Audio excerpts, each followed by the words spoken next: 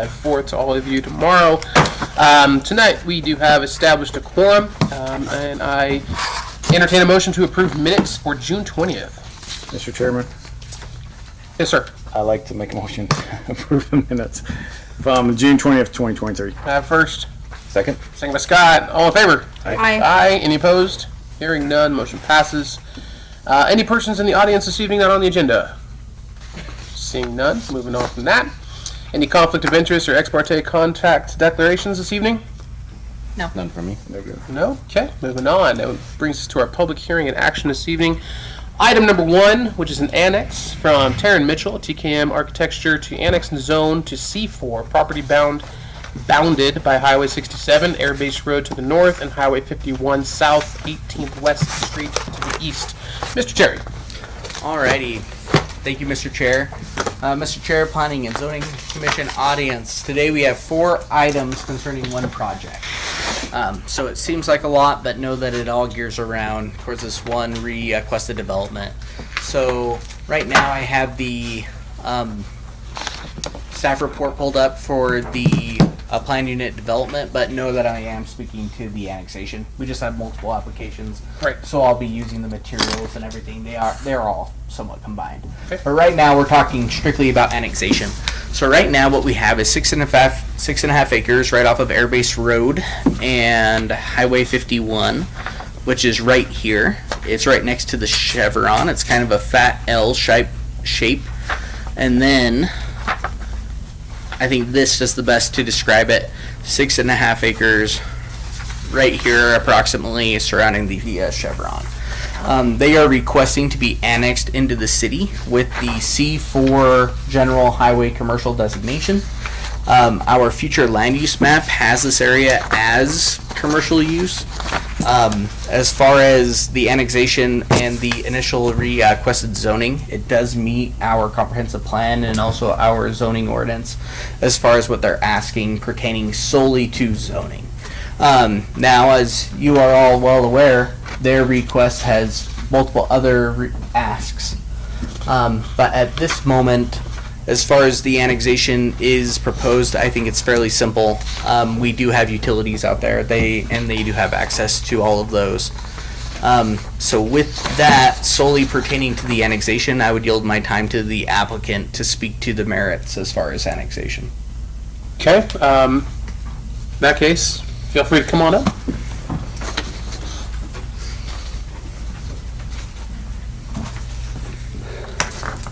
No presentation right now, right? Just No, I would save it for probably Q&A. the PUD. Okay, so tell me about the annexation and why. Mr. Chairman, Commissioners, thank you for seeing us. It's been a little while, so it's good to see you again. So the request for the annexation, I believe this includes the vacation, or is that done separately? That is done separately. So we have 4 items. We have the annexation, the vacation, the PUD, and the preliminary plat. Okay. Where, Mr. Chair, we have conditioned all of your approvals, if they are in the affirmative, that they are all conditioned on one another. Because we recognize that the annexation is like a big apple, the PUD is a big apple. If we approve that, does it kind of make our decision for others? So to circumvent that, we have conditioned all of your approvals on everything being approved. So if you were to not approve the PUD, you would retroactively, with the proposal that staff has given you, you wouldn't approve the annexation. Gotcha. Thank you. Yes, so to your question, the reason for the request of annexation is that, as Mr. Cherry has explained, we've done our research with both the city's area of impact map and the future land use maps, and they all fall well within the area of impact and the future land use. It's slated kind of as it's an interesting area because it's commercial in the surrounding, but it's for future land use, it's actually delineated as urban development, and then it says urban development transition. So as part of the presentation, you'll see that. Okay.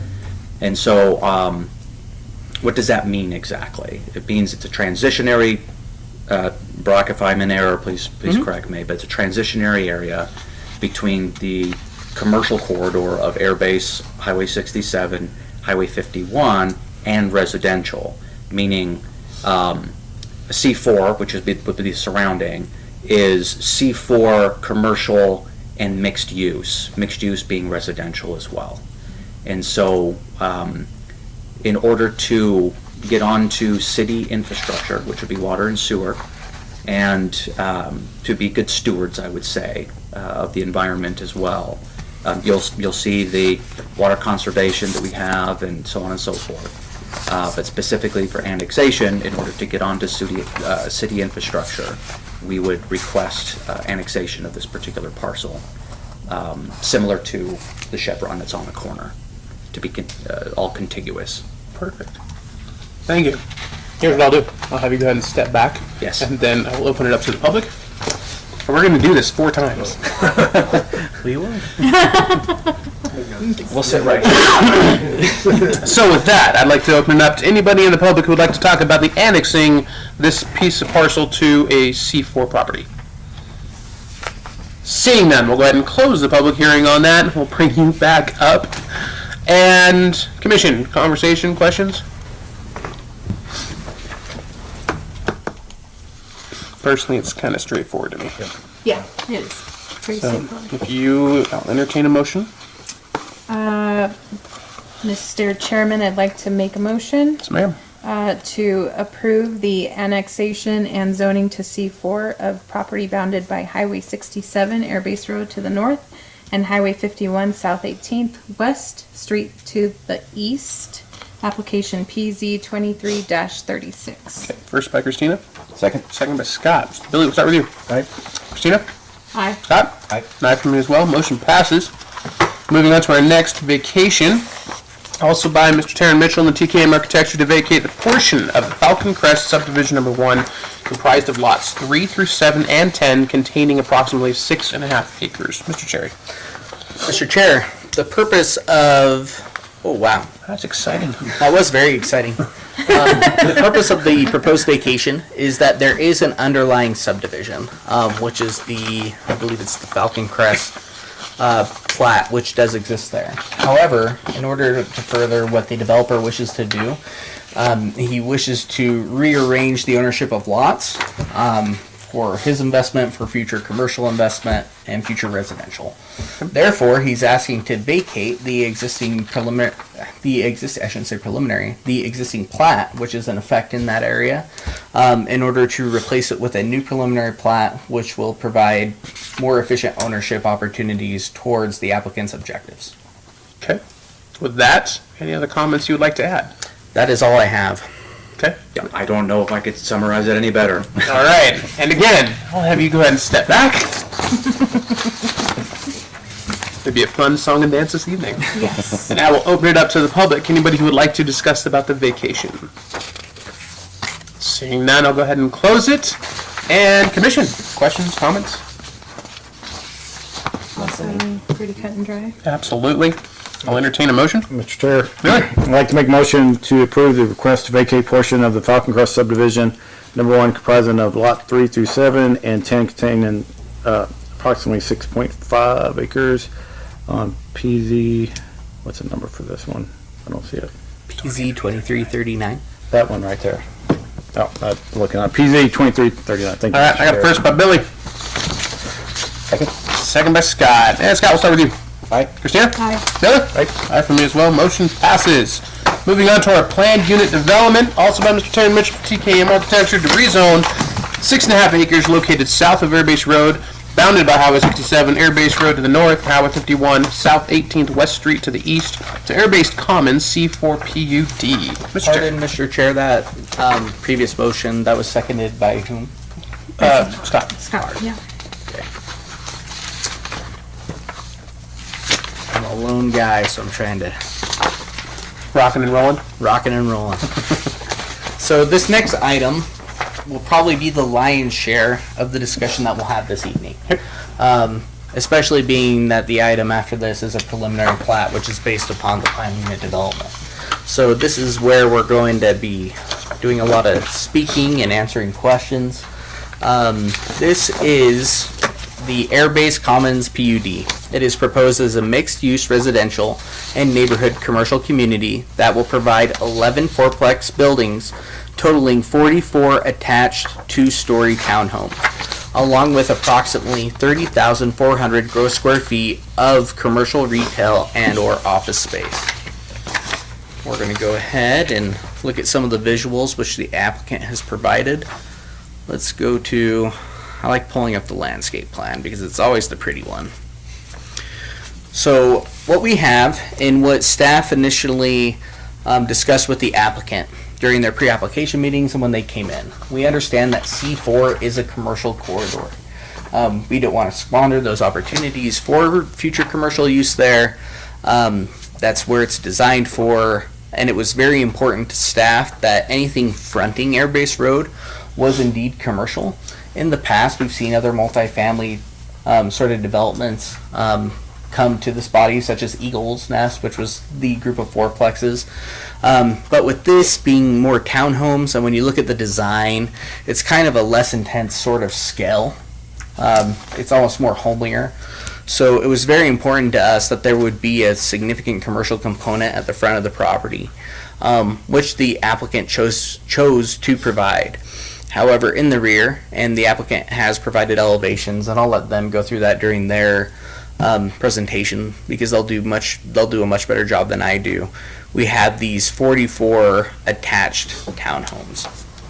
So these commercial pads being C4, per the PUD, they just want to follow the C4 designation. So if the C4 designation calls out for a conditional use permit, the applicant will do a conditional use permit. If it's an outright permitted use, they will do an outright permitted use. I want to note in particular when it comes to parking, because that's always a hot topic, that the applicant took the most demanding parking requirement that we have in our code and applied it throughout for all of the commercial uses, which I am happy that the applicant did. I know we have concerns about whether or not there will be enough parking, and we also want harmony between the commercial and also the residential use to the south. So I can tell you that the applicant has met their parking requirements, and I applaud the applicant on wanting to be forward-thinking enough to get some of this initial work done so it's easier for them to get tenants and not taking the easy way out of being like, well, can we just have X amount of parking? But from the get-go, taking the most demanding requirement and then implementing it. The biggest component that we have is that the applicant has completed a traffic study analysis for the property. They have submitted it to ITD. However, ITD is fairly backed up. We haven't received an official response of what ITD will require as of yet. I have discussed this with the applicant. In doing so, the only recourse that we have as staff, and if this body does see fit, is to essentially say that yes, we could pass this, but it's going to have a condition on it that says, but whatever ITD says goes. Because they are the engineering experts. That's something that the applicant understands as well. I think this is a fantastic project for the space, being by the Chevron, adding those commercial uses. I think this body has seen countless residential projects, so it's always refreshing to see a commercial component. I believe the housing component, the best part of a PUD is people who reside in these know what they are getting. They know where they're living. They know that going into this residential use that they will be in close proximity to commercial uses. But I believe that we do have people within our community who would enjoy that type of living. We have many young airmen, people who want too little or no responsibility over yard space, and those who wish to get a Slurpee at 2 a.m. I did that actually. And have it in walking distance. With that, we have reviewed the comprehensive plan, we've reviewed the zoning ordinance. We believe that the applicant meets the intent. However, we just did want to identify right off the base that they have completed a traffic impact analysis, but we have not yet received any sort of notification from ITD concerning said analysis. So help me out. If it's going to be all right permitted or it's all be conditional, what's the purpose of the PUD? So the PUD is in the C4 zoning designation, it says for any residential uses, you need to use the R4 property Designation. development standards. Okay. Which if you see to the south, our typical R4 property development standards wouldn't necessarily work for what is provided. First of all, you would need a conditional use permit for the amount of density they need, and it also looks like he's deviating from some of the property development standards that are nearby.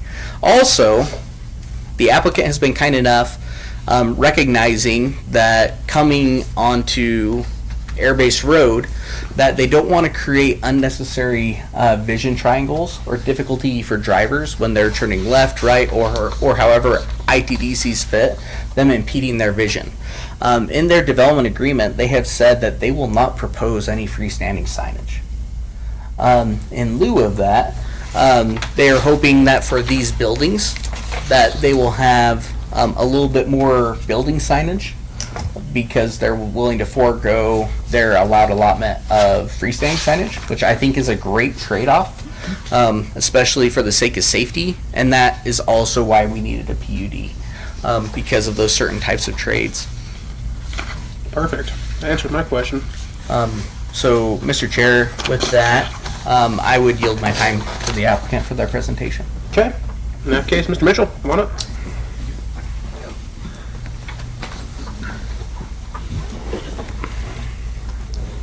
Oops, sorry. Nothing like having 20 windows to juggle I know, through. right? So, Control enter. just to make this more fluid, Yes. I know the one that we're on is specifically the planned unit development, but let's also go through the preliminary plat as well, just to make it more fluid. I included it in the presentation. Perfect. Thank you. Mr. Chairman, Commissioners, thanks again. Long time no see. And before we start, I made this a note as part of the presentations to have the real applicant. So I do it, as an architect and as one of the plans sites, but really, this gentleman is he's the VIP, and so the owner, he's got the vision. And if you wouldn't mind, Mike, I don't mean to throw you I was told there would be no under the talking. spotlight. Share a little bit about yourself Yeah, and your objectives or goals for the project. sure. So, Michael Freer, I have lived in Mountain Home for about 15 years and purchased this property from an auction, part of it from an auction and then part of it from a private seller. Gosh, it's been probably 6 to 8 years ago and didn't really know what I wanted to do with it at the time. I thought about storage units. We have 1 million of those, so I kind of wanted to, and they all seem to be full, so maybe that's still a good idea. But I didn't like the idea of putting them on this property. And my background is a builder. I was a builder in Arizona before I moved up to Idaho, and I enjoy doing that. And then we all know that we need housing in Mountain Home, so got with Taryn and tried to figure out what we could do. I like the commercial aspect up front to act as a kind of that buffer between the residential and an airbase road. And so townhome seemed like a good fit for this project. And that's pretty much how we got to this site plan with help from Taryn, just to figure out how we could maximize the land use and have it, to me, fit the need and also fit into the aesthetics of the area. Thank you. Well said. So yeah, I think you've seen this particular image. I have added, I'll have to note, little highway signs on there so that we all know, well, we all know where they are, but that's the visual description. Also change this a little bit to make it a little more visible. I do think it's important to situate, of course, the lot in Mountain Home, the greater context of Mountain Home, as traffic and growth and whatnot become more and more pressing. And so how, I didn't include the exits, shame on me, but anyway, American Legion, of course there's Highway 30, And we know that there's plans for an Elm Crest extension, which will become Bennett Ranch Parkway, and to ease traffic from the south side of town and the west side of town. So this particular lot is situated quite well at the corner of Highway 61 and Highway 67 and 51. We'll see a few pictures of the site. This is right by the marker. This would be right in the southeast corner of the lot, looking to the west.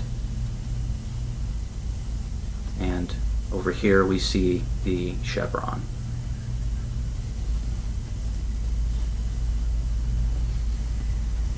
Okay, this would be on Highway 67, just past the traffic light. This would be in the corner, the northwestern corner of the lot, looking to the east. This would be looking to the west. Okay, well, Brock summarized, I think, pretty well. As part of the presentations, I'd like to don't generally like to hit bullet points because reading through them could be painful, at least I find in presentations. But we are meeting almost every permitted outright use and criteria as found in both the city ordinance and the comprehensive plan.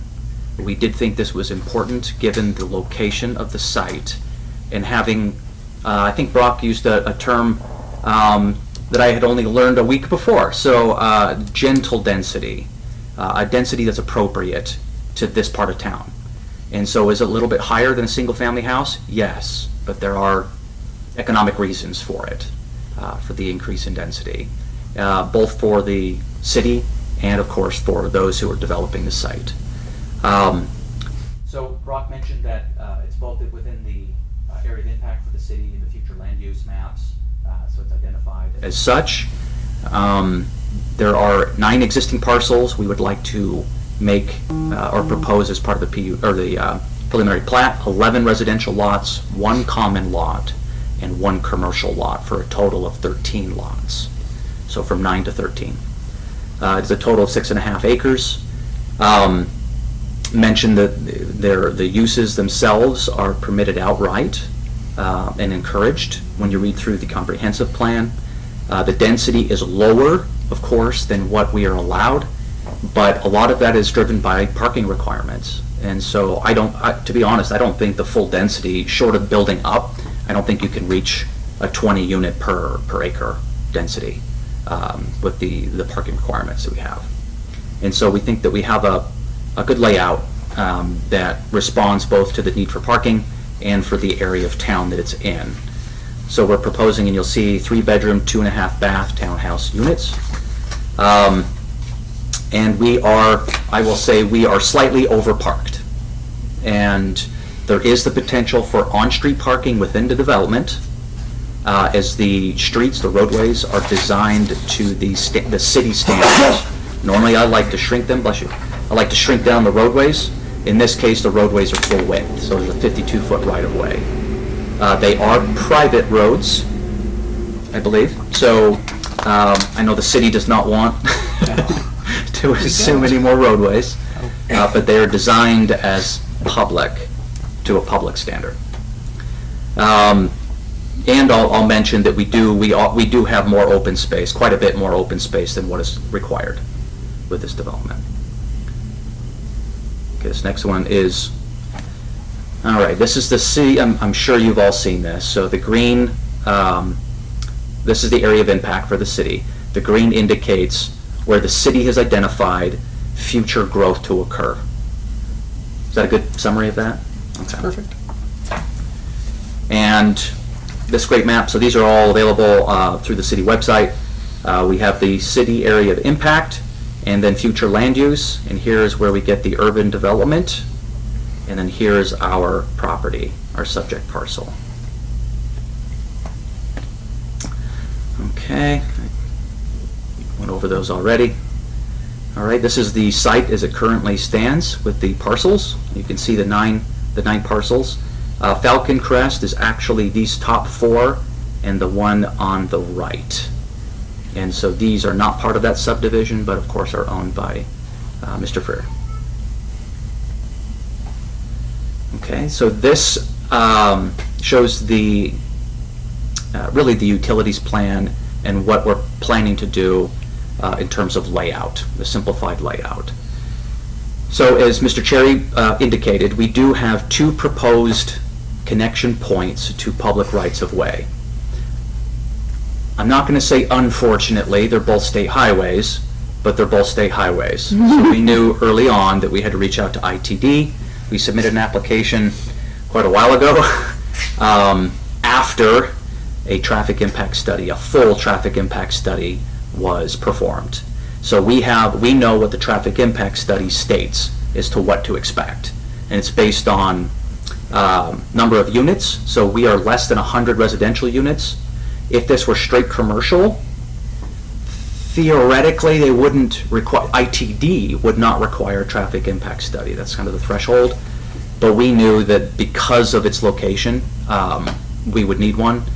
And actually with the commercial component, if you're over 30,000 square feet, they actually require traffic impact study. So Mr. Freer and I engaged ITD, met with them and discussed our connection points. They don't want to give you an answer, of course, when you first meet them, but they said, generally, this looks like you're on the right track, and said that you'll receive an official review later on. We'll answer questions about the traffic impact study if you have them. There are some conditions that they have as part of the traffic impact study, but generally speaking, what we have designed, they are in agreement with for the traffic impact study. I will answer really quickly. The retail is a bit of it's a toss-up. We don't know what will go in there. So, unless I'm mistaken, there are no current buyers or offers for the commercial property. So what we've done is to design it to the most restrictive requirement. So 30,400 square feet is as much as I could fit in there for the parking that's required. And that is a 1 parking stall for every 300 square feet of commercial retail space. So there's a likelihood that we don't get 30,000 square feet. But we wanted the traffic impact study and the design of the site, the layout of the site, to give us I don't want to call it the worst case scenario, the most intensive scenario. The residential component, you'll notice that these are designed as, I really don't like calling them fourplexes, but they're fourplexes. That is to be in strict conformance with wouldn't be C4 in this regard, but it would be the R4 standards. So you're allowed 3 or 4 per building without asking for permission to do so. Each of these buildings is on a lot greater than 5,000 square feet, and each of the lots each one is a lot. Each building has an individual. Well, we provide adequate stormwater, so in other words, this is not as dense as what could be, and we thought that was important. So we've checked with the Public Services for waste, and I've reached out to Kyle with Fiber Optic, and he's taken a look at it for a preliminary design as well. Okay. Preliminary plat. We can either skip it or we'll talk about it really quickly. Like I said, we'll talk about it. So each of the buildings has an individual parcel, and so they're numbered Block 1, Lot 1 through Block 1 for the residential component, Block 1 through Lot 11, plus a common lot would be Lot 12. The common lot includes all the roadways, sidewalks, and infrastructure. And Block 2, Lot 1 would be the commercial lot as a whole. We figured that would be, since we don't know what eventual owners, I mean, maybe Mr. Freer develops it all himself and becomes a real estate mogul and commercial real estate too. We just don't know at this time. Okay. I was unhappy with the renderings, Brock, so these will be new somewhat for you, so I thought I'd spruce them up a little bit more. like I said, I started to include the highways on there, a little easier to read. This is the vision in 3D. So you can see this is a view in the southeast corner. This would be Highway 51, and this would be our connection to Highway 51. And you can see we've got two buildings, two fourplex buildings. We do have water conservation landscaping throughout. I did throw in a little bit of a difference here, and I thought that it might be a good idea to have a few townhomes that do have or offer grass. The grass would be buffalo grass, and this is to allow flexibility on the rental side, where you have options where there is really no maintenance, no fuss, and a yard that you don't necessarily occupy but has nice landscaping. And then those where there's a toddler, let's say. Like I said before, I usually bounce these ideas off my wife and ask her, well, we have a park, would that not be better? And she said, sometimes your little one just needs to run around for a minute, and it's easier just to let them out the door. So we do have fenced, so not individual fenced backyards, but we do have fencing around that encloses. In this case, it would be the 8 here, and I believe it's the 8 over here that are grass. And then we have a park. Okay. As Mr. Cherry mentioned, he was kind enough actually to bring up, I knew ITD had restrictions on signage along state highways, and he was nice enough to actually offer a solution. And he just said, why don't we simplify it? You know, the city allows it, but there's some restrictions on what the city allows, but then you'll have to go get a permit with ITD. Maybe it's easier just to put it in the development agreement to forego freestanding signage. And he said, I'll do you a favor, and maybe we just enlarge the wall-mounted signage. So, what does that look like? There are restrictions, so we went from, I believe it was 32 square feet to 50 square feet. And businesses on the corners are allowed to have 2 signs that one might see from the state highway. And so that is allow maximum flexibility. The landscaping in the front would have conical junipers or upright junipers that would not block the signs, so you don't have a tree that spreads out with the canopy. And that is so that the signage can be seen. Buildings will not look like this. Again, we're not sure what will go in there, and so they'll be designed and built to suit. Taryn, really quick as well, Commissioner, so you understand why we would allow Mr. Mitchell to submit, oh, look at this beautiful residential portion, and then look at these cool white boxes. In our code, we have design standards specifically for the residential component. We don't have design standards for commercial. Therefore, that's why we're able to accept something like this. So know that it doesn't only reflect the unknown of what potential businesses could go in there, but it is not required of the applicant per code for commercial solely uses to have any sort of design standard tied to them. Therefore, we don't need any sort of illustration. And I thought I would make a joke of this, so maybe I still will. I don't know if it can be read. That one says Bob's Burgers. If you don't have Bob's Burgers as a tenant. As far as I know, there's nobody named Tasty Foods, but maybe one day. Oh, and I have Taco Tuesdays. Taco Tuesday is trademark, so I can't use that, but Taco Tuesdays is not. So there we go. We'll keep going. Oh, and there you can see Bob's Burgers. So this is what the view, if approved, is likely to look like when you enter the PUD from Highway 67. Brock had suggested possibly being some kind of division. I'd like to answer a question that may come up before it does.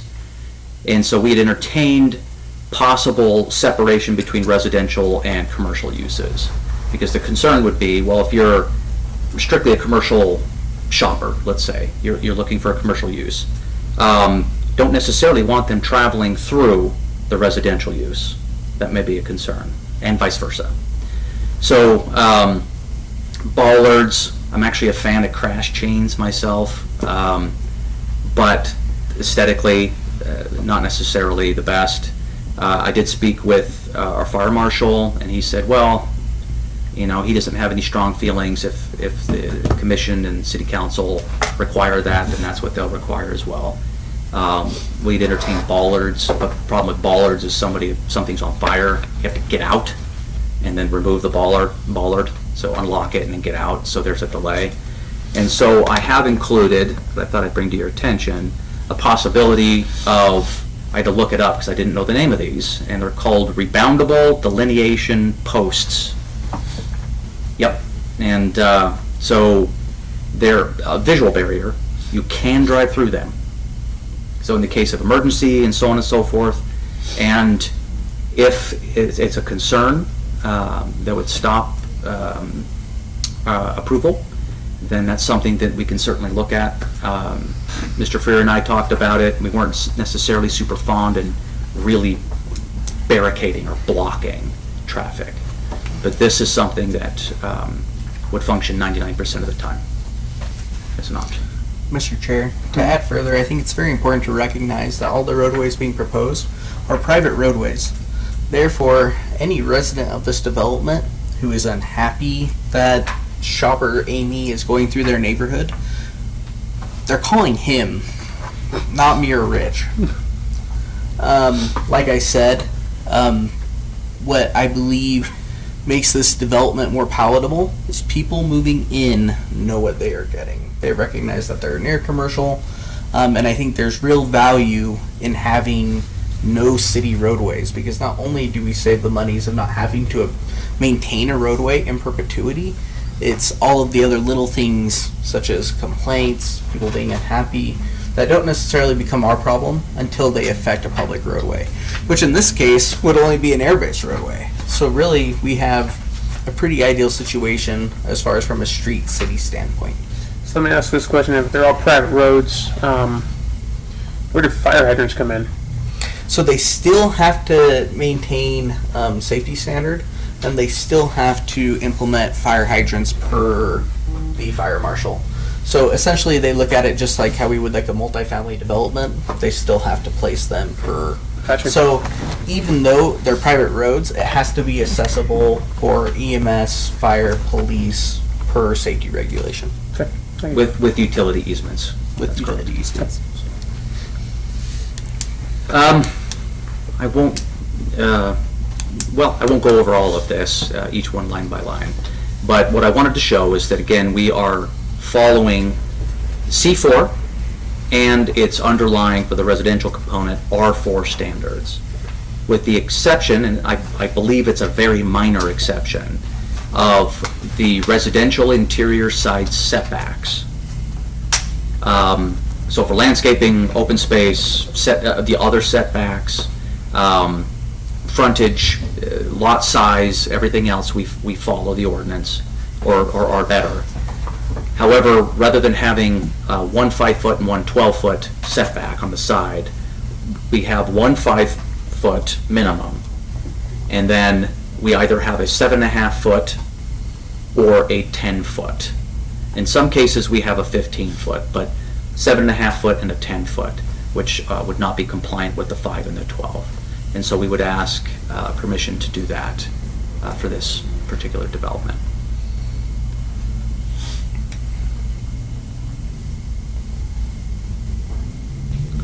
Okay, and we spoke about this. I would mention one additional thing to what Brock has already mentioned, and that is the interconnectivity. And so mixed use developments, oftentimes people think, in urban environments, that's what you get. I mean, that's generally what they are. And so you have retail on 1 or 2 floors with residential above that, and but those are more urban. This is not urban, per se. However, it is mixed use, and we thought it would be very important, and it would be a selling point, actually, for future tenants, to be able to leave their house and to walk to go shopping. And I know many of you, well, I think we've all been to big cities. Many of us, if not all of us, have lived in really big cities, and it gets old in a hurry. And being able to walk to a grocer to get a Slurpee at 2 a.m. Is a boon.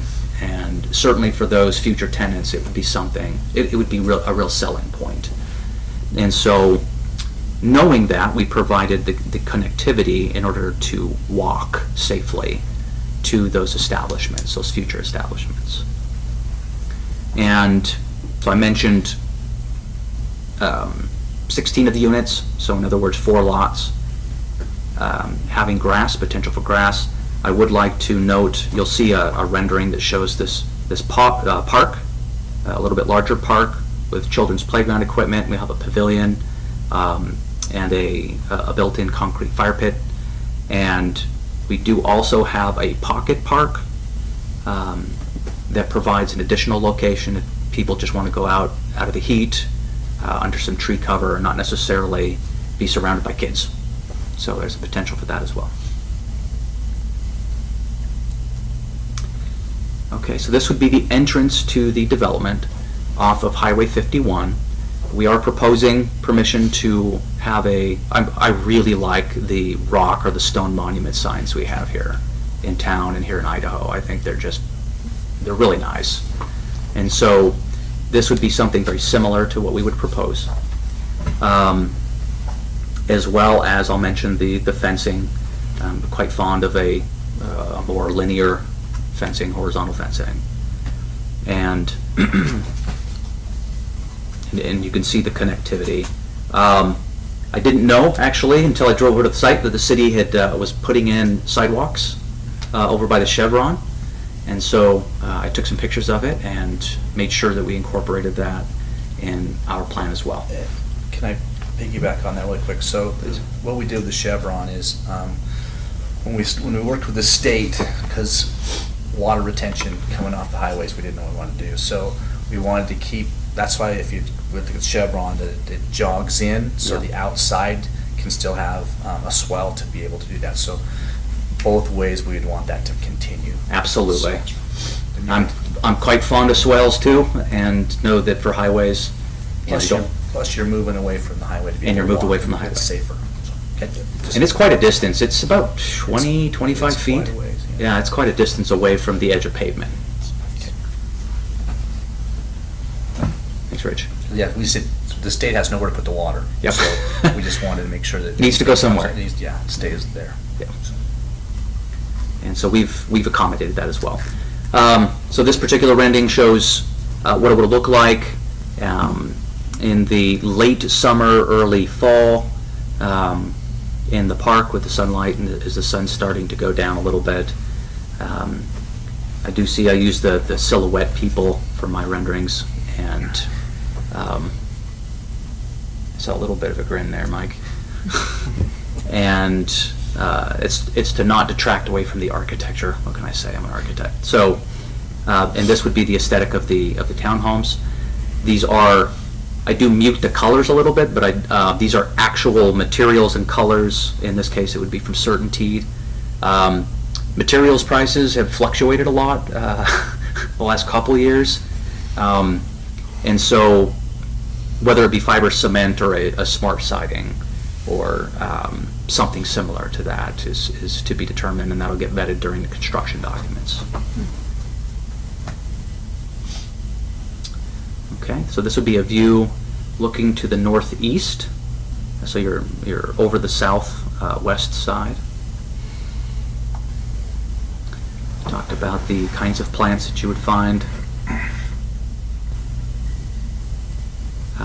We mentioned that, I mean, really, I don't know if there's any point where we don't meet what the intention of it, at least our interpretation of the intention of the comprehensive plan. And so these enumerate particular points that they mention.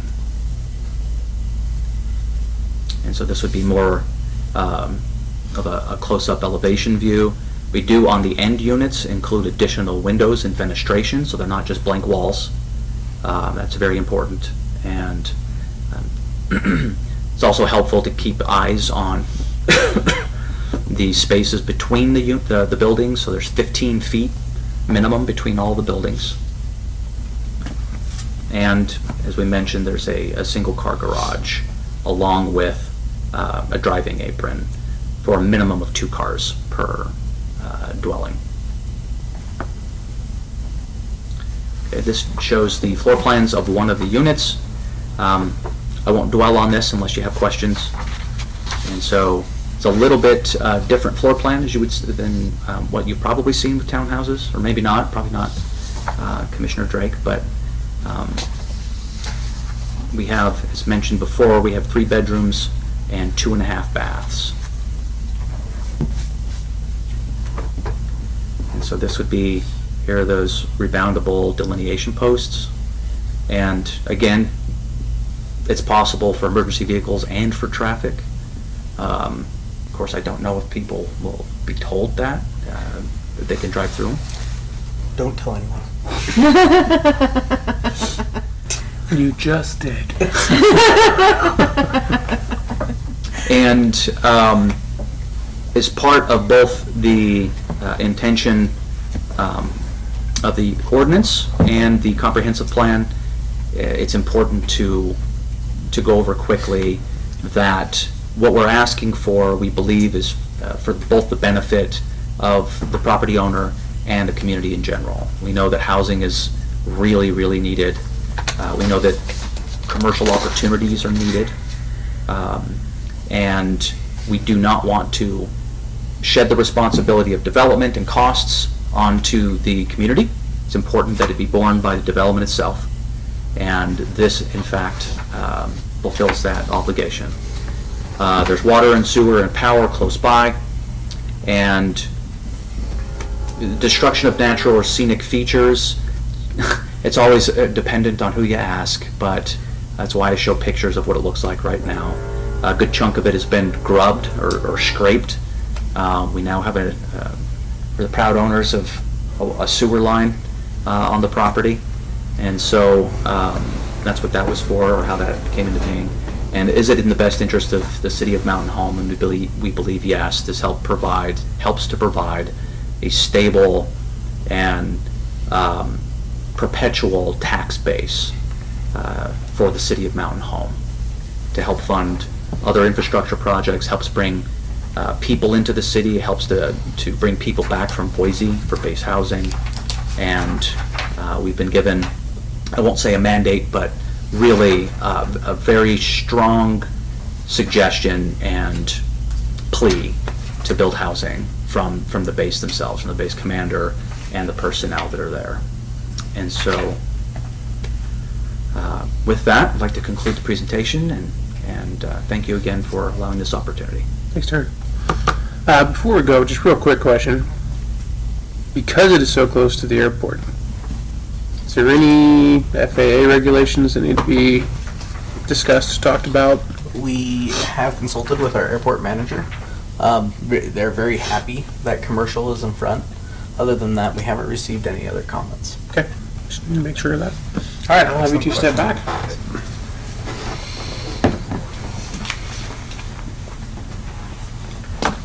And I'll open it up to the public. Bueller. All right, I'm going to close it to the public. And commission, questions, comments, concerns, ideas, or motions?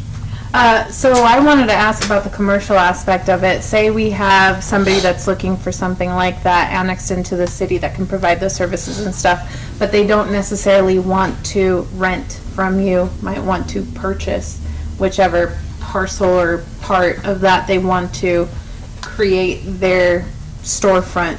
Is that a possibility with the plat? Madam Chair, because they're platting it, they wouldn't be able to they wouldn't be able to own the ground underneath, but this does not prevent Mr. Freer from condominiumizing those spaces where essentially, as you know, Commissioner Drake, they would essentially own the air, the walls, but not the ground underneath. Gotcha. But there is the potential for that sort of ownership. Okay. Mr. Chair? Yep. Couple quick questions, kind of building upon the airport question. Obviously, with airport and recreation, with Optimus Park being across the way and all of the different recreation opportunities that are provided there, I'd like to make sure that there's some understanding, as with other developments in that area, that clearly there's going to be noise. Airports bring their own noise, the recreation coming in different forms creates its own noise, and that there's an acknowledgement or an understanding that that exists for those residents to, and commercial being one thing, but the residents themselves, that they know what they're getting into in that sense. That we're not going to bump into an issue in the future that begins like a public nuisance complaint process where people go, hey, we don't like the airport noise. I mean, as part of what I would assume is the airport overlay, I think they might be protected from that, but beyond that, our recreation that we have at an existing park, I think is important to make sure that that's acknowledged. Yep. Got one question that hasn't been discussed is water. We have sufficient water units. Commissioners, yeah, we do have sufficient water. I mean, right now, there's about 130 EDUs that are left sewer-wise. So that's the biggest issue. So that before some changes have to be made downstream. So Now, would it have the caveat that if in other proposals, if they don't, whoever comes first gets the water EDUs? Yep, and specifically to what our Public Works Director mentioned, it's really not water which is the problem here. It's the sewer issue. With this development and with what has already been approved as Runaway Estates, both the developers of that project and also Mr. Freer, they understand in order for both of those projects to be fully built out, that there's probably going to need to be some exceptional improvements there. Which makes this kind of a good thing, because now we have multiple parties that can help shoulder that burden and find those solutions for that area. So to answer your question, Commissioner Roeder, it wouldn't be terribly inappropriate to have sort of condition that the build out is based on the city's capacity to provide wastewater services. and also water. We've been And also water. We've been putting that on everyone. That's something that city council likes to see. But wastewater is number 2 and it's seldomly But it's number 1 in this one. but it is. That is the main issue, and I do know that our engineering firm is reviewing everything, and that's something that the applicant is aware of as well. So, for lack of curiosity, since this number 2 never came up before, what did you just repiping, or is it, what is it involve? There's some, well, downstream, you have to be some Some pump pipe or- upgrades. Okay. There have to be some bigger pipes put in. Okay. Mr. Chair. Sir? That 130 sewer EDUs, can you help us understand the infrastructure on that side of town?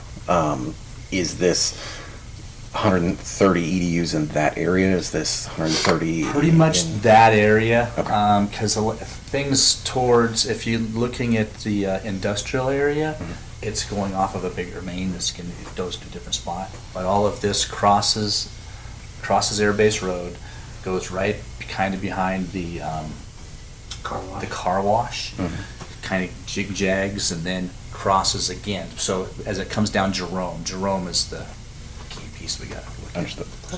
Commissioner Hardrow, it's also important to recognize that the only development which has been approved for the Runaway Estates project is a singular final plat, which only consists, I think it's only like 16 or 18 dwelling units total.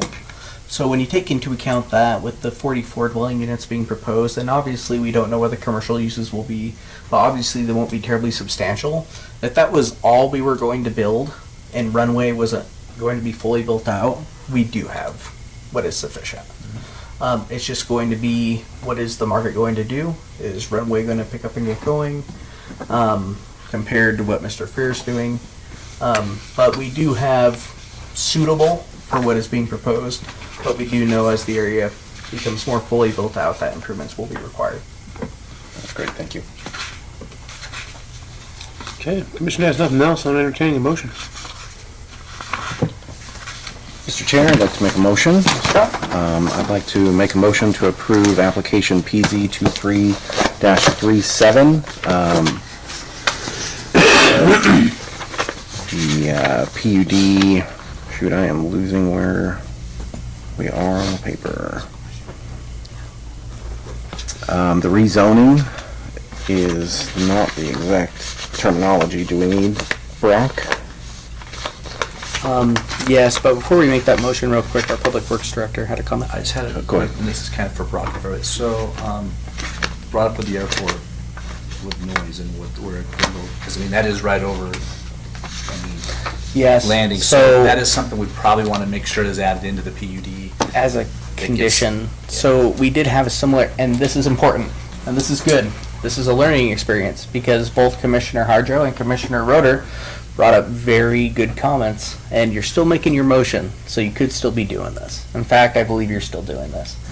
But we would want to condition that in their lease documents, that when they are recorded, that they do have a statement, we recognize that we're near a airport. We did the same thing for runway estates.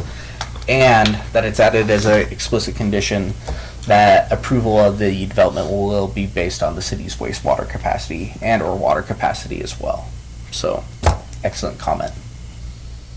Excellent. I apologize, Commissioner Harjo, No, for you're interrupting your great. exceptional motion. I'd rather we have our ducks in a row. Okay, I will make a motion to approve. This is PZ-23-37 for Airbase Commons, or excuse me, to approve Airbase Commons and its rezone of the 9 consecutive parcels of land, approximately 6.5 acres, to the south of Airbase Road, bounded by Highway 67, Airbase Road to the north, and Highway 51, South 18th West Street to the east, for a C4 planned unit development, with the conditions that in the lease it is recorded that accepted sound from the airport and recreation is accepted, and that it is conditioned upon the availability of wastewater EDUs. Okay, have first, have a second. Second. Oh, seconded by Christina. Billy? Aye. Christina? Aye. Scott? Aye. Aye for me as well. That motion passes. I do not believe we need to have another presentation about the preliminary plat. However, our next one is about the preliminary plat to approve the Airbase Commons, consisting of 6.5 consisting of 6.5 acres located south of Airbase Road, bounded by Highway 67, Airbase Road to the north, and Highway 51, South 18th West Street to the east. Mr. Cherry. Mr. Chair, the only thing I would direct you, just because we want to make sure we give the applicant their full due process, is if they wish to provide any comment before you open public hearing. I will say you did a phenomenal job in the first presentation. And if they want. Do you have anything else you would like to add? I do not. Mr. Freer, No, I don't. no interpretive dance or? Okay. In that case, then I'll go ahead and open it up for public hearing. Nothing. I much love the fact that you two are here. And closing the public hearing for that then. And commission. That's it. I'd like to make a motion. Oh, I have a quick question just before. So on this, I know, and it was brought up, the sewer is coming off of 51, right? Yep. Is there so do you have an easement? You bought this from somebody else, and I get, they just did a lot of work on there, so I know what's going on. Yeah. But is there an easement, because you have the houses, I'm not sure, one, I've seen a couple different things, so I'm not real sure where the sewer goes on this thing. You've seen So, because somebody's been just renegade and stuff. So, is it going behind the, I don't have my pointer. I'm gonna say here's my rich. So, my question is, I need the green one. Oh, sorry. That's okay. Yep, you got one. So, on, wait, red button. Oh, red button. Okay. Oh, let's see. that's a The good one. green's not working either. It's That's okay. disappearing. I'll just point to it. Maybe not. So, you know, you had it right here, there's existing manhole like right here somewhere. Yes. Is it going this way, or did they continue it going this way back over here? It goes south. Yep. They did go this way. Correct. Okay. I've got pictures of it. Okay, because they blasted that, but then they were thinking, okay, so it goes to here in this way. Correct. Okay, that's all I wanted to make sure we had. I didn't want to go in those houses, so. Said I did go out there a few times. Mr. Freer and I had many conversations, and in regards to the sewer line and manholes and things of that nature, and so you'll believe we have, or say you have an agreement, at the very least a verbal one. Yes, Okay. it's verbal. And it's supposed to, well, yeah. Okay, I just wanted to make sure if that needed to be on the plat or not, and I just wanted to make sure. And I believe, well, I don't know if it matters for this or not, but for Runway Estates to, I think there's something with the city, they have to have that easement in writing with the landowners from which property it runs through before they'll get their final. Where it doesn't Approval. exist. Or the, yes, Yeah. or it doesn't, yes, okay. Got it. And I would like to see, Rich, a manhole for us, which is currently not there, here, so that we can attach into it. 'Cause And I believe it's a 12-inch line. It's a pretty big. it's a big line, but they were worried about, okay, I mean, there's a lot of questions there, so I just want to make sure that we're getting. There's still work to be done. Yes. Okay. And those will be all identified in the final plat. Yep. Absolutely. Okay. That's where I figured, I know this is just preliminary, but I just Yep. wanted that to It's- be up there, so. In that case, then, do we need to make a condition on this to ensure that it is? Not necessarily, It'll be because on the the final plat, we have to have all of those Okay. details that are there. Yeah. I think this is just a common courtesy that we're bestowing to the applicant to know that, to know what they're already aware of. Yeah. Perfect. I just wanted that out there. Yes. Okay, Billy, we're back to you. Okay. Mr. Chairman, I'd like to make a motion to approve the Airbase Common Preliminary Plat consisting of 6.5 acres located south of Airbase Road, bounded by Highway 67, Airbase Road to the north, and Highway 51 South 18th west to the east. PZ 2349. First by Billy, Second. second by, you want it or you want to give Scott? Go. Second on Scott. Billy? Oh, aye. Aye. Okay, I have to make, Aye. Scott? Aye. Aye, all the way around, motion does pass. Awesome, congratulations, thank you. Next item is the comprehensive plan amendment, which is to amend the City of Mountain Home Streets Department Impact Fee Capital Improvement Plans, identified as Appendix N of the comprehensive plan. Oh, boy. Mr. Cherry. Mr. Chair, per state code on an annual basis, city staff of the City of Mountain Home are required to do an analysis of our development impact fees. We all know that development impact fees are those fees collected strictly for new development to help ensure that growth does indeed pay for growth. We look at growth rate, we look at our projects, to see what things are still reasonable to have within our CIP. So the funds that we collect, they can only go towards the projects within the capital improvement plan.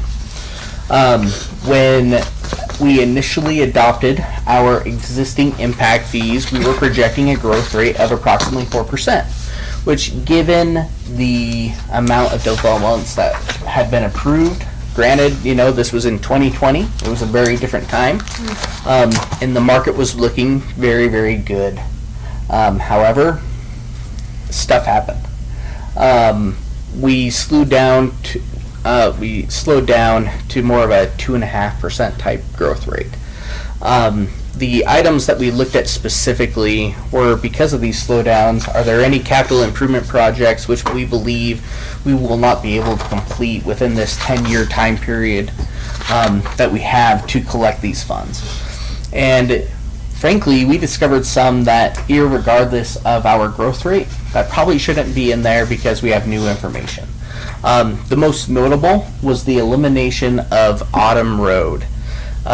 We learned after we did this that Autumn Road is not a road, that there is no existing public right-of-way, that it is a private agreement between property owners who live along there, and that it is their private roadway. Therefore, without eminent domain, and with it being in the county, which we can't even exercise our eminent domain, the city of Mountain Home has no business proposing any sort of public roadway to be built there. That project was estimated to be $4 million. So we saved $4 million. With the new development that is coming, we believe we have sufficient interconnectivity with Fifth, development happening along Smith that will take them to Smith Road. That will take them to Highway 51. So therefore, that one was removed. Another roadway project that was removed was the West 5th Street repaving, which we actually had already budgeted using existing street funds and not utilizing any sort of impact fee, which we are completing in this budget cycle. Nice. Therefore, we were able to take that one out, which was a substantial change of impact fees. And last but not least, and this one, compared to the other two projects, probably has the closest correlation to being somewhat tied to our growth pattern, and that 10% was a traffic light at Highway 51 and Smith Road. Given the decline in growth, we don't foresee that being a immediate need within the time period established for our impact fees. Now, could that be brought up again within the next couple of years? Absolutely. However, given our current growth rate, given where we're seeing development, we believe that that project as well is able to be removed. Note that the projects that were looked at were only strictly street projects. And we tried to look at the projects which only one had somewhat of a correlation to the growth rate, because if we bring out the growth rate, if we really say, hey, we're not growing, we want to take it down all the way, you're actually looking at an impact fee that would increase, wouldn't lower, because we are anticipating a new population base which will be less, which means that we'll have less people sharing the burden. Therefore, it's a sensitive thing. Now, I believe that we are gaining momentum. That was once lost. We're seeing more and more residential building permits being sent out. We're seeing new commercial development interests, such as what has been brought today, where we believe the modifications that we are recommending are suitable and do meet the state code, because we cannot charge developers more than what we believe to be a proportionate share. And based on the information that is there, we apply mathematics, not necessarily emotion. And with what was provided, we believe that this would be best.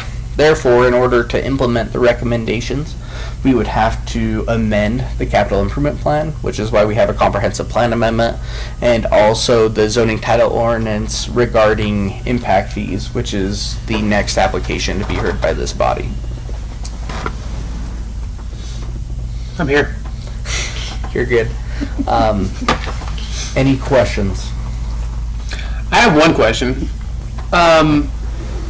Surrounding cities similar to Mountain Home, do we have an idea of what their impact fees look like compared to ours? Ours?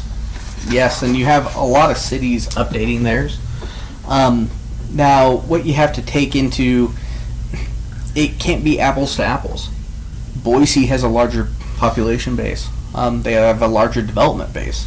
When you have 20,000 people paying for a road instead of 10,000, the 10,000 is going to be substantially more. It's really, if you want the right size, it's doing smart and equitable development where you are not overbuilding your infrastructure. That's why I am elated when we have projects such as the one that was proposed where they want private roadways. Because instead of 10 people having to pay enough property tax to maintain that roadway, none. It's strictly on the development internally to provide that. So I can tell you that for our community and our population base with our existing infrastructure, that ours, it is higher.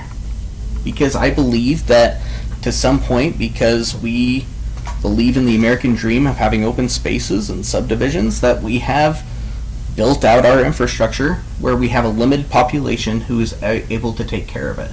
Therefore, the proportionate share for developers coming in is higher.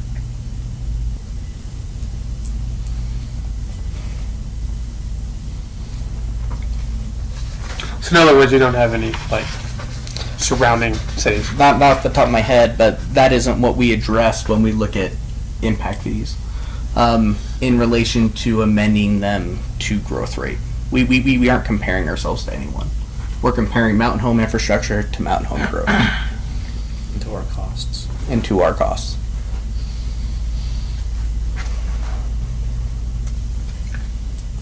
Mr. Chair.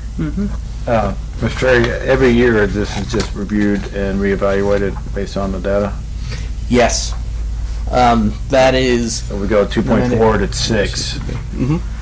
Next year we're doing an adjustment to it then, correct? Yes, this can be adjusted as frequent as we want, but what the state statute says is we're supposed to do a very fairly, not as robust as when we did our entire impact fees, but a fairly sizable analysis once a year to see if our impact fees are still complying with the state requirements as being a true proportionate share. So having the lower impact fees, because there's some changes that's pretty significant, would that drive more growth into mountain home?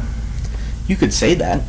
You could certainly say, I don't think any developer sitting on this side is mad, but it's not, is this going to drive more development necessarily into mountain home? It's with the change and with what's being done, it's, are we meeting the state requirement of providing a proportionate share? So you could say that yes, that this could mean more people come, but when more people come, they build more infrastructure. I think it would be wrong to see, is this necessarily pro citizen or pro developer? I believe this is pro meeting the requirement that the developer is paying truly their proportionate share, and because of that, they are not placing undue burden upon the existing tax base.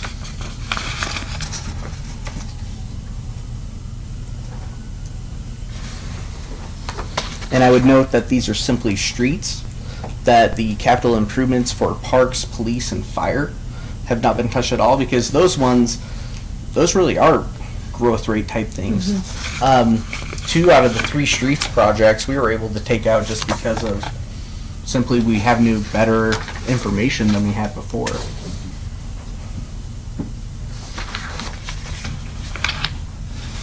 It seems to me like these changes are just going back to what we had in 2020. I mean, it's almost the exact same numbers as what we had in 2020. Are you talking about the actual impact fees or the building permits? The changes, the actual changes in the permit fees for this, I mean, it looks almost identical to 2020 impact fees. So in other words, we rolled the dice, took a risk, and now we have to go back. Is that what I'm hearing? No, not at all. Well, 4% was what was expected, but we got 2.5%, so now we have to back down on our impact fees. Yes, but that is what the statute requires. It's supposed to be a living number. It's not supposed to be dormant. It's supposed to be based on a living market that can move and shift at times. So of course, That makes sense. We're not supposed to have the same impact. No, I understand the fluidity of the number, but all of a sudden we're backing off more than 50% on everything when it comes to the streets. What, I think the big thing was that the big $4 million of it was a road that we thought was Right. a road. Right. And that was huge, so.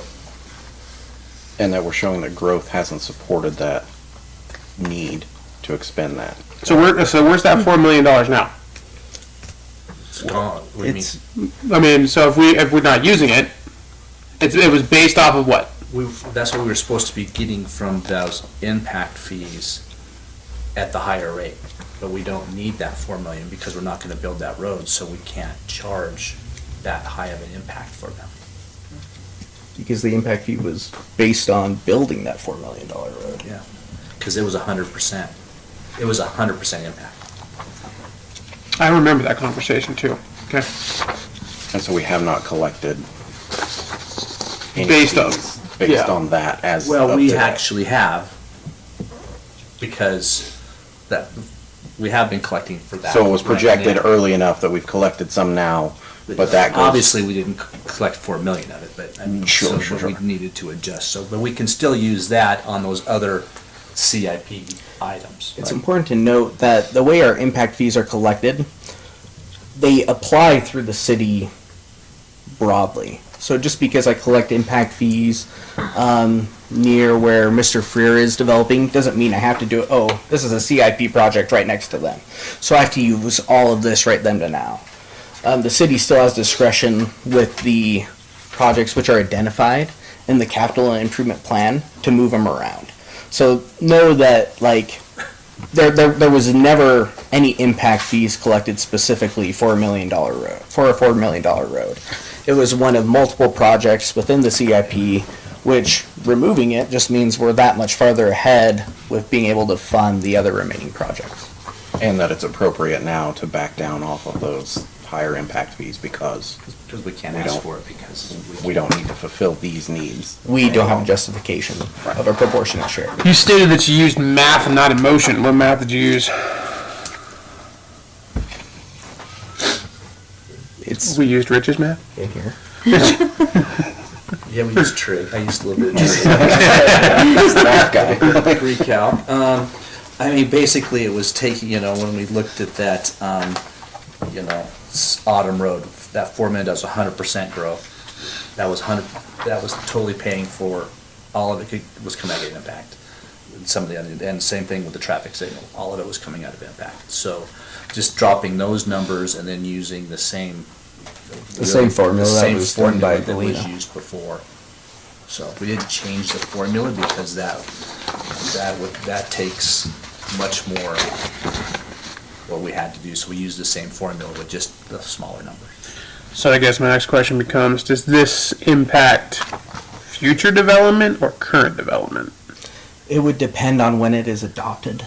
So depending on when the city council chooses to adopt it, that's when the fee would be applicable. So depending on what they want to do, they could say part of our approval is to implement it as soon as now, or they can do what they did last time, where they chose a date in the future for their implementation. And we'll see what happens. We know development groups are certainly cognizant of this. But This one yeah. seems more appropriate because those two big projects in the streets that really we can't have, one we know we're not going to be able to do for growth for a while because growth has changed in some different areas. So taking those out, it would make sense to get this one in a lot quicker. Mr. Chair, I got a question. Yeah. So, just speculating here only, so say that this adopted, city council adopted, we reduce it, we get a big surge of growth. How soon do we come back? I know it's done yearly. How soon do you come in and say, wow, we got this growth? They get a very reduced rate on impact fees. When do we go back to the table and say, okay, we need to adjust this? Is there a timeline of 6 So months? city or- council has the discretion to readjust these every single month if they want, every week. Okay. They can change them whenever they want. It is the state statute which requires at minimum a once-a-year review.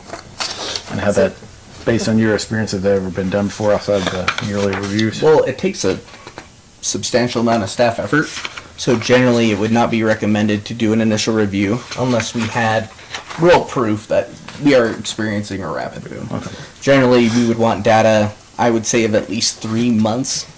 Yeah, just saying the stars align, the interest rates go back to, say 3%. We get, that boom. The thing I'm looking at is, it's reduced now, then we get the building, then when we get that boom, I know it's a laborious process, but you do 3 months and we come back and say, okay, we need to adjust it to reflect the higher cost. So they pay the fair share. Yes, Reckon right? but I can tell you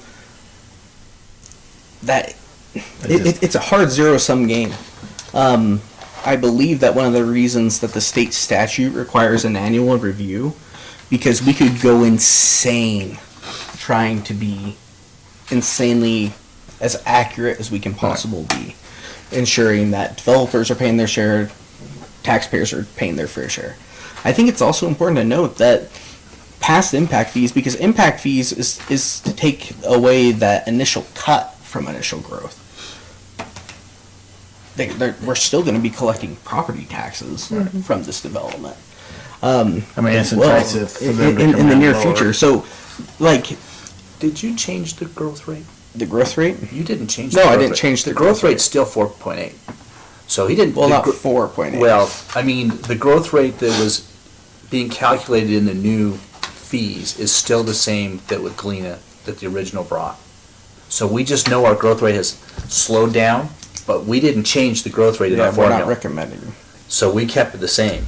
So the only thing that dropped was how much the CIP did. So we used the CIP the new CIP number with the old growth rate with this. So we didn't change, we just, And a new reduced expenditure number.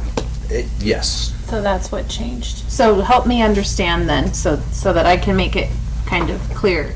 So the way I'm looking at it is we raised our impact fees. We had these capital improvements that we were going to pay for. This number didn't change, but this number changed. And so because we were getting those higher impact fees and we no longer have this huge expenditure, then this money is now allocated towards lowering this over here, basically, the impact fees. So the growth rate at 4% wasn't changed. We're looking at strictly the streets capital improvement Yes. plan. We identified for sure, without a doubt, not arguable, not based on growth, 2 projects Right. that are not growth related, that one we simply can't do because we don't own, and then another one we already had budgeted to build without impact fees, And so which was because in there. So because the state statute says that we can only collect the impact fees that we need, not a surplus, then that's why the impact fees are changing. correct. Okay. So the growth rate is still what was there. Right. Because if we go on to change the growth rate, Right. now we're going to have to change the CIP for every group. For police, fire, Right. Parks, and it will become higher because we will not have the population base. And given this time of uncertainty, and because I believe if we decide to change too infrequently, even though it is living, it's good to take that year review and see what happens next year before we do drastic changes. Because then we're going to have the issue of, oh no, we shouldn't have changed it because we would have needed that. Does that make sense? That makes sense to me. Does that make sense to you, gentlemen?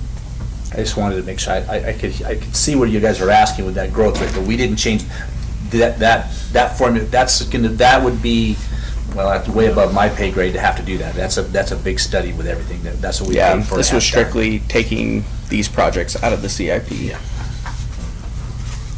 Now I can tell you from what we're seeing with our building permits with our existing growth rate, it's probably around a 2.5%, but we are not recommending taking that growth rate out of the CIP, being that it's too early. I don't know. Next year we will know more, and then you can have serious conversations about changing that growth rate. But know that when we do that, we're going to have to readdress the capital improvement plans for everyone. And it's substantial. We just knew our street one was out of whack. Right. So Yeah. we needed to fix that as quickly as possible. Adjusting the figures and not the formula. Yep. Right. Okay, makes sense to me. Billy, You want me to? does it make sense to you? Oh, it makes sense. Okay. I'm just. Cross the T's, I's. Okay. I'll entertain a motion. All right, Mr. Chairman, I'd like to make a motion to approve the amendment to the City of Mountain Home Streets Department's impact fee capital improvement plans, capital improvements plan, in parentheses, identified as Appendix N of the Comprehensive Plan, application PZ-23-49. First by Christina, second. Second. Second by Scott. Billy? Aye. Christina? Aye. Scott? Aye. Aye as well for me. Motion passes.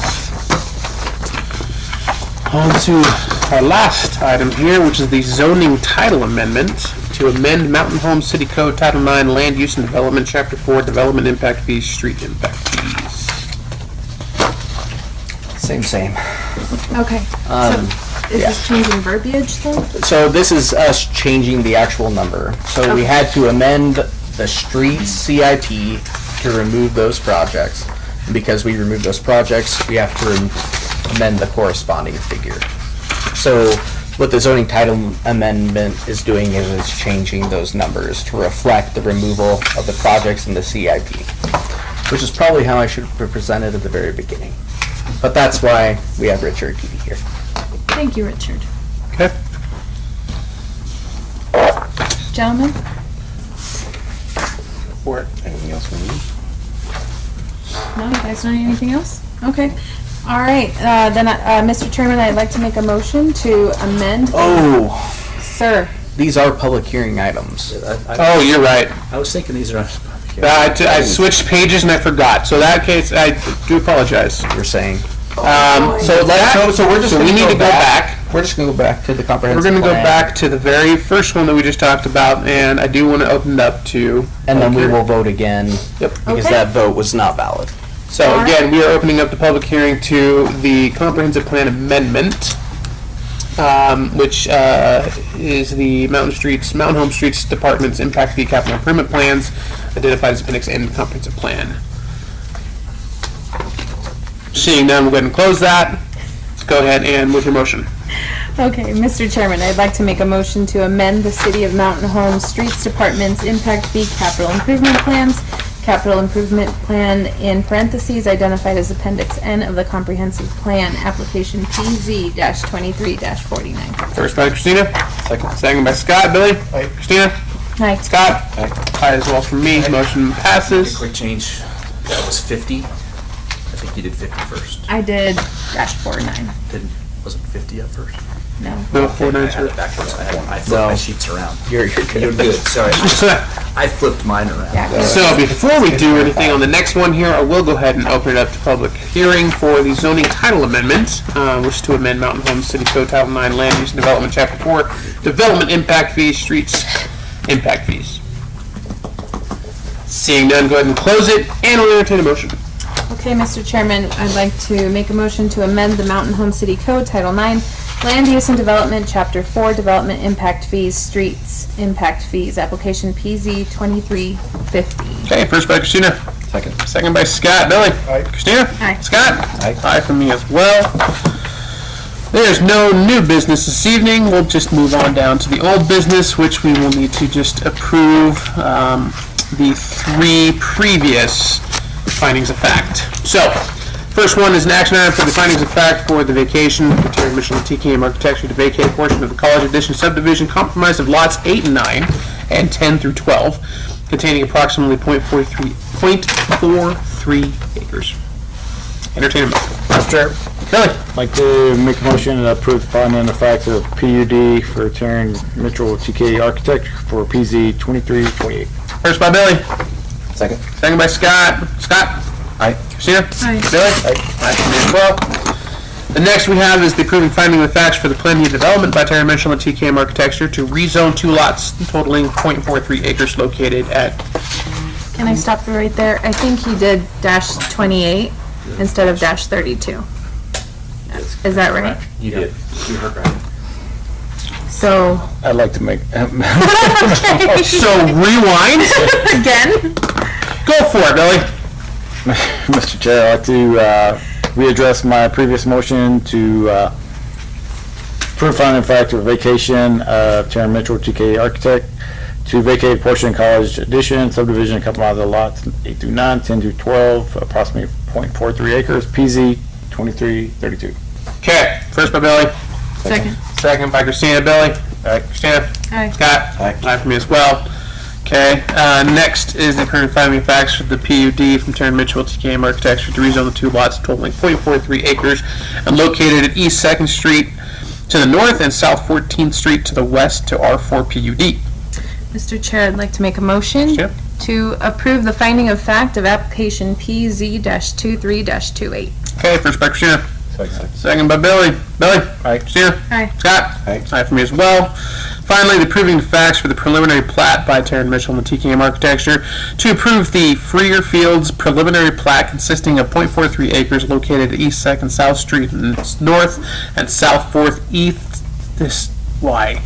And South 14th East Street to the west. It's the heat. Mr. Chair, I'd like to make a motion to approve the finding of fact for application PZ-23-38. All right, first by Christina, Second. second by Billy. Scott? I would like to ask a quick question. Oh. Is our nomenclature of Freer Fields correct on that? On PZ 23-38? Is that the title of that? Freer Fields preliminary plat. Yes, it can be called Freer Fields Townhomes. However, the nomenclature is, Okay, as long as we, it is accurate okay. for the purpose of the motion. Aye. Christina? Aye. Billy? Aye for me as well. Motion passes. Okay, department head items. We're updating a meeting and date time change beginning July 18th at 2023 July 18th. We're going to start at 5:30. And it's a Tuesday. That's Tuesdays. Yep. From now on, July 18th at 5:30, we will be doing our planning and zoning commissions. Any questions? Comments? Okay. No, sir. Mr. Chair, There's nothing on here for you. before we sign off, I believe this is going to be my last planning and zoning commission meeting with you guys. I'm double booked for the next P&Z meeting. I'll be at URA, and then Chris will be sitting where I am. So what you're saying is we're not that important No. Seriously. I wanted to tell you how wonderful it's been to work with all of you, to be frustrated with all of you, to disagree, but more importantly, to learn and to have really good conversations and to be able to learn new perspectives on how to see things. I am a better community development professional because I've been able to work with all of you. And I know all of you will continue to do great work. You have a really good team without me being here, who's going to step up and make things go. And you guys have my utmost confidence. I have tremendous respect for each and every one of you, and I'm grateful for you guys taking the time to do this type of work that is unsung, that no one really realizes that something like this had to happen before they went and got a Gordito Crunch at Taco Bell. That there's this stuff behind it. So know that I'm very thankful for each of you, and I appreciate each of you, and I wish all of you the best of luck. Oh, thank you. And I will have to say to that then, good luck in Montana. And have fun up there. And I would like to say I appreciate all the knowledge that you shared, because I've become better in my position because of what you have shown me and what you and I sat down one-on-one and talked about. So thank you for your knowledge and for sharing that and helping me to become better in my position as well. So, yeah. Commissioner, anybody else? I think we all share that sentiment. Thank you. Truly, like, you've been a very eye-opening person in terms of not just where our city is headed, but like the underlying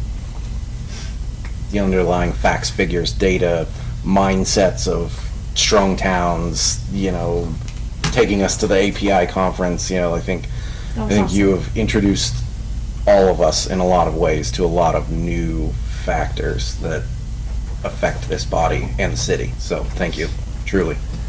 New ways of thinking for sure. I'm gonna miss you guys. Yeah. Billy, do you have a motion? Do we need to make a motion to give Brock a hug? I feel like that's where we're going.